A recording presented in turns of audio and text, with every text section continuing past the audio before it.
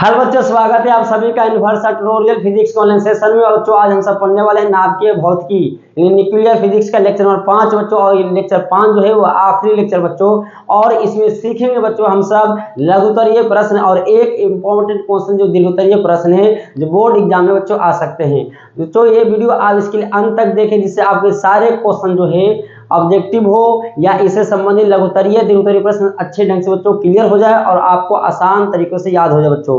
तो सबसे पहले इसमें क्वेश्चन पढ़ना बच्चों। उस क्वेश्चन से पहले जो पिछले लेक्चर में हम बात करते हैं कि क्या पढ़ाए थे। पिछले लेक्चर में हम बच्चों बताए थे एटॉमिक मास यूनिट के बारे में कि एटॉमिक मास यूनिट क्या है।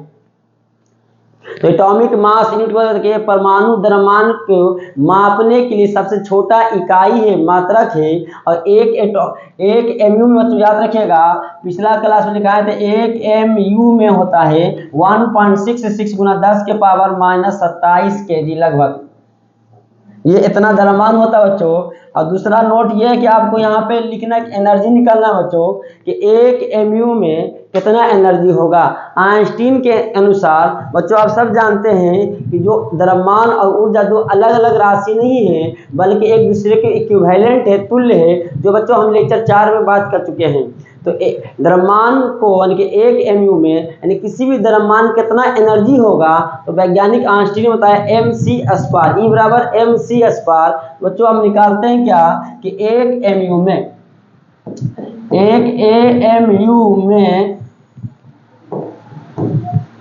तुल्य ऊर्जा इक्विवेलेंट ऊर्जा निकालना है। तो क्या करें बच्चों, फॉर्मूला क्या लगाएंगे mc²।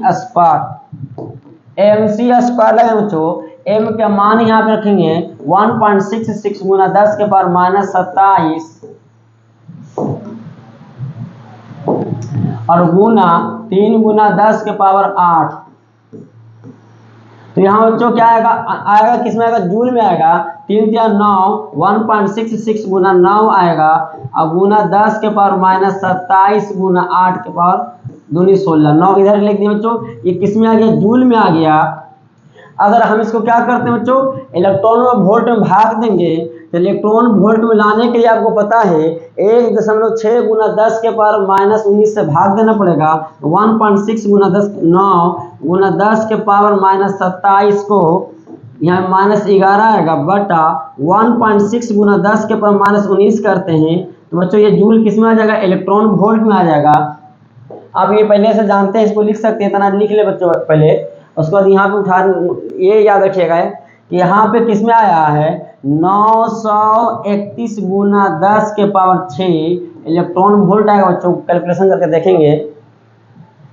अब यहाँ पे क्या आएगा 931 इलेक्ट्रॉन मेगा इलेक्ट्रॉन वोल्ट। यानी एक कंसेप्ट आ गया बच्चों कि एक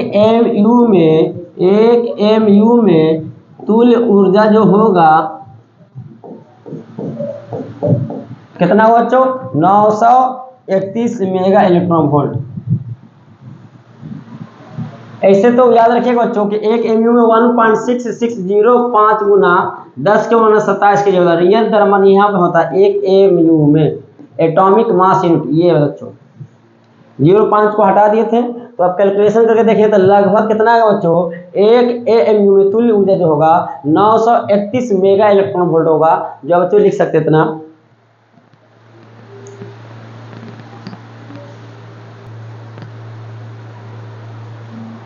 तो बच्चों आप इसको लिख लिए होंगे। तो इसके बाद अगला क्वेश्चन क्या है, द्रव्यमान क्षति का मान निकालें, मास डिफेक्ट। द्रव्यमान क्षति क्या है पहले ये समझते बच्चों।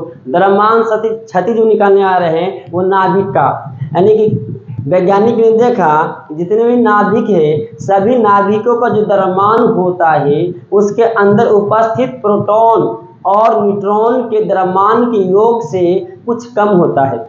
पता चला कि जो नाभिक का द्रव्यमान है उसके अंदर उपस्थित जो प्रोटॉन और न्यूट्रॉन का द्रव्यमान के योग से क्या आ रहा है, कम आ रहा है। तो पता चला कि जो इसके जो अंतर है वो अंतर को ही, इस द्रव्यमान के अंतर को ही द्रव्यमान क्षति कहते हैं। जैसे यहाँ पे देखें बच्चों कि आप जानते हैं कि एक नाभिक है, नाभिक के अंदर ही होता है प्रोटॉन न्यूट्रॉन। अकारा के प्रोटॉन का द्रव्यमान और न्यूट्रॉन के द्रव्यमान को जोड़ेंगे तो आ जाएगा नाभिक के द्रव्यमान के बराबर। लेकिन बच्चों नाभिक के द्रव्यमान से क्या आ रहा है, ज्यादा आ रहा है। इसका मतलब क्या हुआ कि जो नाभिक के द्रव्यमान में कमी आया है वो कमी को ही क्या बोलेंगे, द्रव्यमान क्षति। जैसे यहाँ पे इसको डिफाइन किया गया है, देखिए कि सभी नाभिकों के लिए देखा गया कि नाभिक का द्रव्यमान उसमें स्थित प्रोटॉनों और न्यूट्रॉनों के द्रव्यमान के कुल योग से कुछ कम होता है। द्रव्यमान के इस अंतर को नाभिकीय द्रव्यमान क्षति कहते हैं।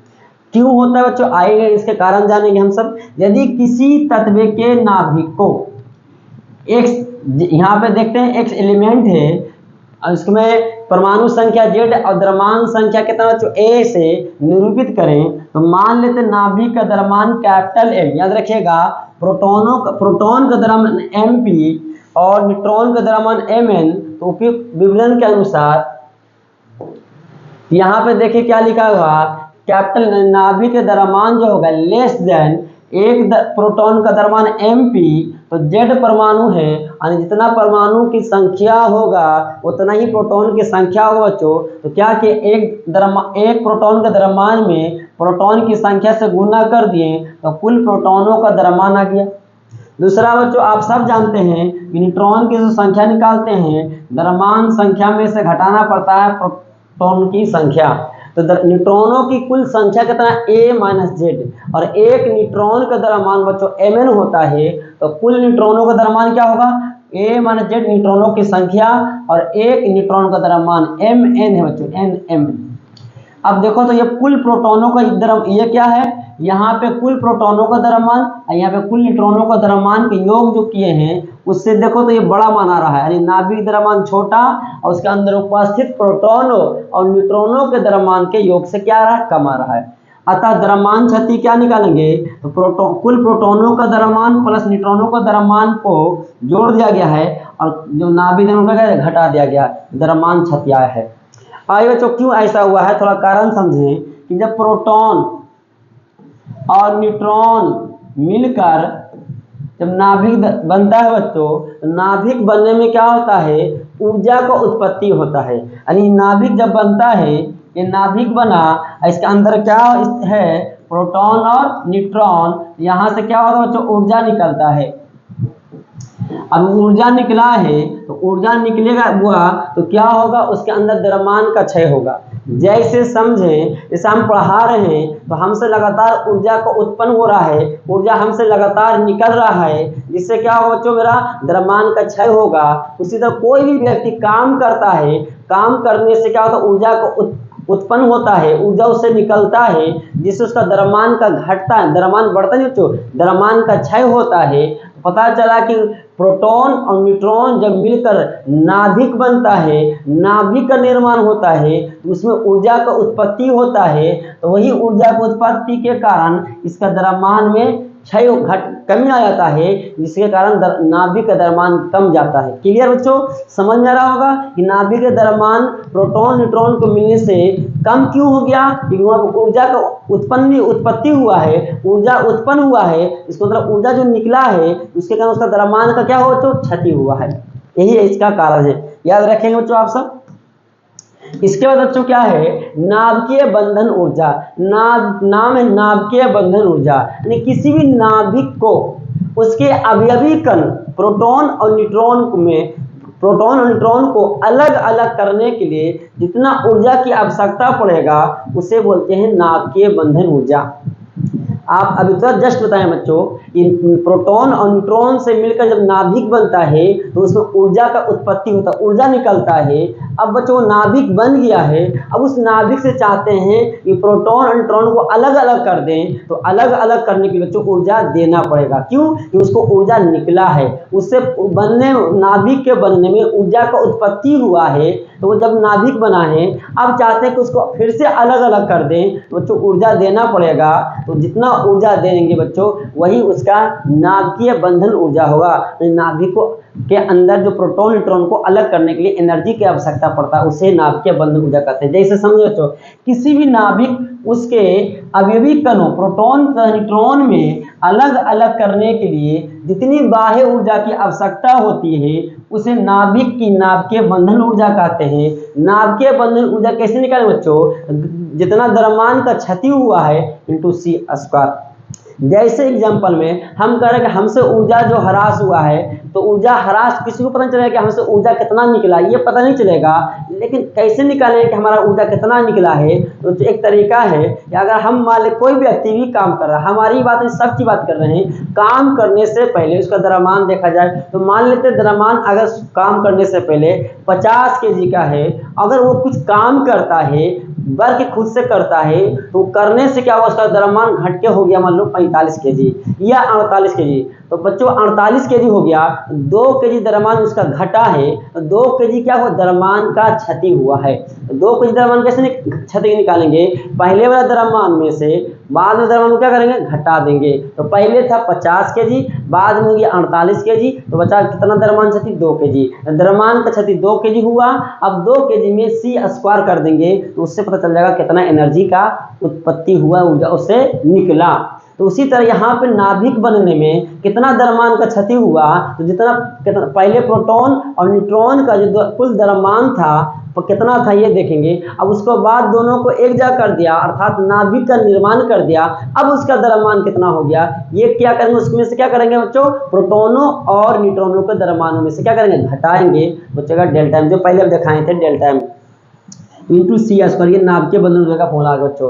देखिए यहाँ पे क्या है, जो एक नाभिक है जिसमें प्रोटॉन और न्यूट्रॉन है, इसको अलग करने के लिए एक एनर्जी की आवश्यकता पड़ रहा है। और कितना एनर्जी दे रहा है बच्चों, 2.2 मेगा इलेक्ट्रॉन वोल्ट। तो यहाँ प्रोटॉन न्यूट्रॉन, तो बच्चों याद रखिएगा न्यूट्रॉन को क्या बच्चों याद रखिएगा ऑब्जेक्टिव में, न्यूट्रॉन इसको बोलते हैं हाइड्रोजन का समस्थानिक है। इसको इसके अंदर जो नाभिक है इसको इसके अंदर प्रोटॉन और न्यूट्रॉन को अलग करने के लिए कितना एनर्जी की आवश्यकता पड़ेगा, 2.22 मेगा इलेक्ट्रॉन वोल्ट की आवश्यकता पड़ेगा, जिससे प्रोटॉन और न्यूट्रॉन अलग हो जाएगा। अब ये एनर्जी गया क्या बच्चों, अब ध्यान दीजिए एनर्जी क्या हुआ, इसमें चल गया, जिसके कारण जब प्रोटॉन न्यूट्रॉन अलग हुआ, अब दोनों का द्रव्यमान जोड़ेंगे तो पहले से बढ़ गया। काहे बढ़ गया बच्चों, कि जो एनर्जी गया था वो एनर्जी किसके रूप में संचित हो गया, द्रव्यमान के रूप में संचित हो गया। यानी हम कुछ एनर्जी हम खाएं तो एनर्जी गया कहाँ, हमारे द्रव्यमान के रूप में क्या हो बच्चों, वृद्धि हो जाएगा। तो इसलिए ऐसा होता है कि प्रोटॉन और न्यूट्रॉन अलग हुआ है, कब, उसमें एनर्जी देना पड़ गया, उसको ऊर्जा देना पड़ गया, जिसके कारण प्रोटॉन और न्यूट्रॉन के द्रव्यमान को जोड़ते हैं तो जो पहले नाभिक का द्रव्यमान था उससे क्या होता है, बढ़ जाता है। क्लियर बच्चों, उम्मीद है कि आपको समझ में आ रहा होगा क्या कहना चाह रहे हैं हम। लिखा भी है न्यूट्रॉन की बंधन ऊर्जा कितना हो बच्चों, 2.22 मेगा इलेक्ट्रॉन। अतः न्यूट्रॉन को अपने अवयवी कणों अर्थात प्रोटॉन न्यूट्रॉन में अलग अलग करने के लिए इतना मेगा इलेक्ट्रॉन वोल्ट फोटोन की आवश्यकता होगी। फोटोन बच्चों क्या है, ऊर्जा का एक रूप है, ऊर्जा ही है। फोटोन क्या है, ऊर्जा है, एनर्जी है। प्रति न्यूक्लियॉन बंधन ऊर्जा, न्यूक्लियॉन बच्चों बोले थे भी प्रोटॉन और न्यूट्रॉनों की संख्या, तो यहाँ पे लिखा नाभिक की बंधन ऊर्जा मतलब प्रोटॉन और न्यूट्रॉन की कुल संख्या से क्या करेंगे, भाग देंगे तो निकल जाएगा प्रति न्यूक्लियॉन बंधन ऊर्जा। यानी एक न्यूक्लियॉन में कितना बंधन ऊर्जा होगा, तो क्या करेंगे, न्यूक्लियॉनों की संख्या से भाग देंगे। न्यूक्लियॉन की संख्या क्या है बच्चों, प्रोटॉन और न्यूट्रॉनों की कुल संख्या से भाग देना। अर्थात इसके नाभिकीय बंधन का संख्या डेल्टा ई भी बड़ा है। उम्मीद बच्चों आपने ये लिख चुका हो, आपने ये भी लिख लिए होंगे आराम से। इसके बाद ये था डेल्टा एम, इसके बाद ये पिक्चर समझाने के लिए था, आप इसको लिख लिए होंगे, ये यहाँ भी लिख लेना बच्चों। अब अगला है कि किसी भी नाभिक के लिए प्रति न्यूक्लियॉन बंधन ऊर्जा का मान जितना अधिक होगा नाभिक उतना ही अधिक स्थायी होगा। क्यों, जितना ज़्यादा तोड़ने एनर्जी की आवश्यकता पड़ेगा, जितना ज़्यादा एनर्जी लगेगा वो नाभिक उतना ही अस्थायी होगा। ये जल्दी टूटने अलग नहीं हो रहा है, इसका मतलब ज़्यादा स्टेबल है। और मान लो कि हल्का भी एनर्जी दिए तो अलग अलग हो गया, नाभिक के अंदर प्रोटॉन न्यूट्रॉन अलग हो गया, मतलब वो अस्थायी ज़्यादा नहीं, अस्थायी है। तो नाभिकीय बंधन ऊर्जा जितना ज़्यादा होगा उतना ज़्यादा वो स्टेबल होगा। अगला क्वेश्चन क्या है बच्चों, बेकरल किरणें या रेडियो एक्टिव किरणें। पहले ही बोले थे रेडियो एक्टिव पदार्थ है ना, रेडियो एक्टिव पदार्थ जो हानिकारक किरणें निकलता है उसी का नाम बेकरल किरण है। देखिए फोटोग्राफी प्लेट को प्रभावित करने वाली अदृश्य किरणें दिखाई नहीं देता है, जैसे गामा, अल्फा, बीटा की उत्पत्ति यूरेनियम से ही होती है, रेडियो एक्टिव पदार्थ है बच्चों। इन किरणों में अपारदर्शी पदार्थों में प्रवेश करने की क्षमता भी रहती है। और पर कर जाता है किसी भी वस्तु को। इन अदृश्य किरणों को रेडियो एक्टिव किरणें कहा जाता है तथा जिन पदार्थों से किरणें उत्सर्जित होती हैं उसे रेडियो एक्टिव पदार्थ कहा जाता है। पहले भी बता चुके बच्चों, आप लिख लें यहाँ पे। इसमें रेडियो एक्टिविटी क्या है, नहीं घटना। तो रेडियो एक्टिव पदार्थ से रेडियो एक्टिव किरणें निकलता है तो उस घटना को रेडियो एक्टिविटी कहते हैं। लिखा हुआ प्रकृति में यूरेनियम तथा अन्य पदार्थों से स्वतः यहाँ पे खुद से बच्चों निकलता है, पहले ही बताए थे। अदृश्य विकिरण, विकिरण मतलब प्रकाश या एनर्जी उसको कह सकते हैं, उत्सर्जित होने की घटना को रेडियो एक्टिविटी कहा जाता है। नोट यहाँ पे ध्यान दीजिएगा कि 1898 ईस्वी में पियरे क्यूरी और उनकी पत्नी मैडम क्यूरी ने रेडियम नामक रेडियो एक्टिव तत्व की खोज की थी। रेडियम रेडियो एक्टिव पदार्थ का गुण रेडियम में रेडियो एक्टिविटी का गुण यूरेनियम की अपेक्षा लगभग 40 लाख गुना अधिक होता है। सोचो यहाँ पे क्या बता रहा है मैडम क्यूरी और पीरी क्यूरी ने कि रेडियम नामक जो रेडियो एक्टिव पदार्थ का जो रेडियो एक्टिविटी है उससे हानिकारक किरणें निकलता है यूरेनियम से 40 लाख गुना अधिक है बच्चों, 40 लाख गुना। सबसे ज़्यादा खतरनाक क्या, हम सब यूरेनियम से परमाणु बम बनाते हैं बच्चों, बहुत हानिकारक यूरेनियम होता है, बहुत महंगा होता है। उससे भी खतरनाक कौन बच्चों, रेडियम नामक, याद रखिएगा।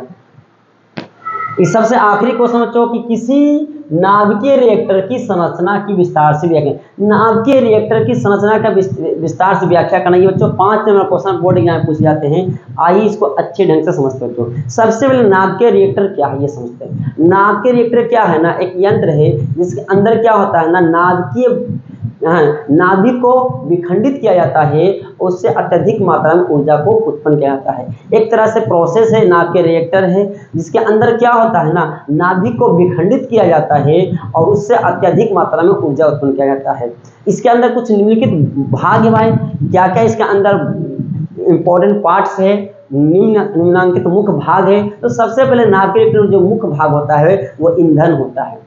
दूसरा क्या होता है बच्चों, मंदक होता है। तीसरा क्या होता है, शीतलक होता है। चौथा परिरक्षक होता है और आखिरी जो होता है बच्चों नियंत्रक होता है। अब सर इस जैसे क्या है ना, क्या जैसे मान लीजिए क्लास कोचिंग है तो कोचिंग का मेन भाग क्या है बच्चों, जब सर बोर्ड जिस पर लिखते हैं, बेंच कुर्सी कह सकते हैं, पंखा कह सकते हैं, स्टेज कह सकते हैं, टीचर पढ़ाने वाले स्टूडेंट्स भी है वो मुख्य भाग है कह सकते हैं। उसी तरह नाभिकीय रिएक्टर में जो होता है मुख्य भाग उसको पहले पढ़ना है बच्चों। तो उसमें मुख्य भाग जो है वो क्या है, सबसे पहले क्या है, ईंधन है। कि बिना ईंधन के हम क्यों नाभिकीय रिएक्टर में होता क्या है, नाभिक का विखंडन होता है। तो अगर नाभिक ही नहीं रहेगा तो किसको विखंडित करेंगे, इसलिए किसको लाया जाता है बच्चों, ईंधन को। ईंधन में इसका जो उपयोग किया जाता है यूरेनियम या प्लूटोनियम, दो यूज कर सकते हैं। यूरेनियम जिससे यूरेनियम को नाभिक को विखंडित करेंगे या प्लूटोनियम को नाभिक को विखंडित करेंगे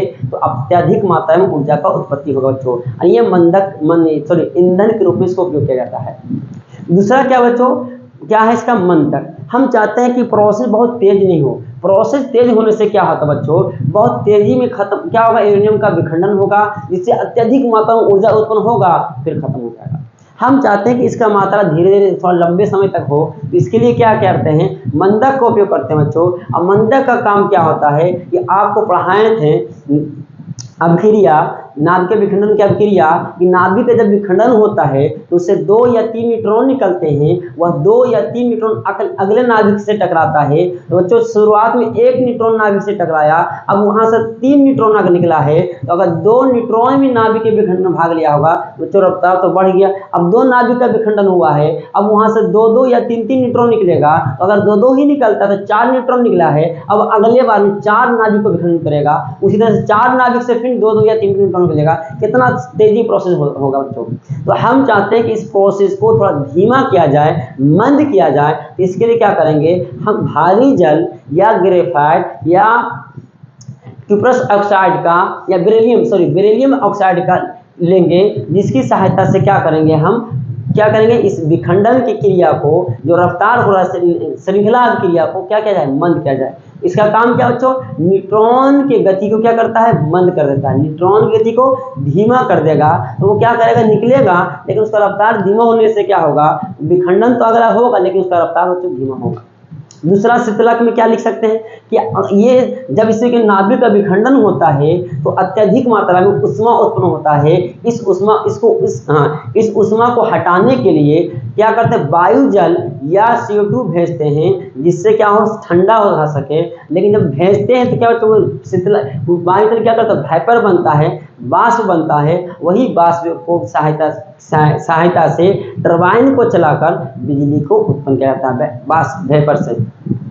और चौथा क्या है, तो नियंत्रक। नियंत्रक का काम क्या है ना, सॉरी नियंत्रक नहीं, परिरक्षक। परिरक्षक मतलब क्या है बच्चों कि इसके इर्द गिर्द, इस नाभ के रिएक्टर के इर्द गिर्द जो व्यक्ति काम करता है उससे क्या होता है, उससे क्या होता है बच्चों, रेफ्रिजरेटर में क्या होता है, नाभिक का विखंडन होने से हानिकारक किरणें निकलता है, जिससे इस इर्द गिर्द आसपास काम करने वाले व्यक्ति को क्या कर सकता है, हानि हो सकता है। जिस पर क्या होगा बच्चों, किरणें गिरेगा, कोई भी किरणें, गामा किरणें या पराबैंगनी या अल्फा किरणें गिरने किसी व्यक्ति के क्या कोशिका पर, व्यक्ति के ऊपर पड़ेगा तो उसे कोशिका को बच्चों नष्ट कर देगा, अर्थात कैंसर हो जाएगा बच्चों। तो इससे बचने के लिए क्या किया जाता है कि चारों तरफ मोटी दीवार का मोटी कंक्रीट का दीवार बनाया जाता है, जिसके अंदर नाभिक का विखंडन होता है। और उस विखंडन जब होगा तो हानिकारक किरणें बाहर नहीं निकल पाता है, इसलिए चारों तरफ क्या होता है, मोटी कंक्रीट का दीवार बनाया जाता है, जिसके हम सब परिरक्षक कहते हैं। अब बच्चों में क्या है, हम चाहते हैं कि इसको रोक दिया जाए, तो रोकने के लिए लाते हैं या